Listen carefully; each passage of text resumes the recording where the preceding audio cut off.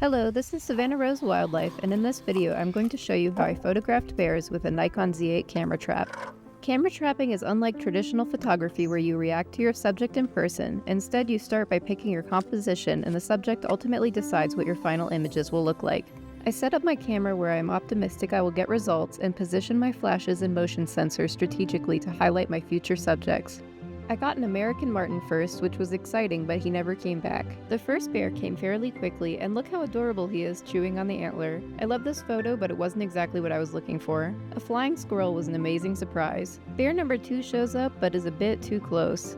One of my favorite things about camera trapping is all the random non-target species you get to see. Now this composition is one of my favorites from the setup. I love how this giant bear looms over the elk, but then he ran off with the head, so that put a halt on production for a little bit. I'm about to walk into the woods here where I've had a camera trap set up on this elk carcass for about 3 months, so I'm hoping that we get something like a bear, but we'll see. After returning the head to the carcass, I waited a few weeks and came back very hopeful that I finally got images of the composition I was hoping for. Okay, so right away I could tell that this carcass has been moved around a bunch by something, so I do think it's quite likely that we've got action on this camera finally.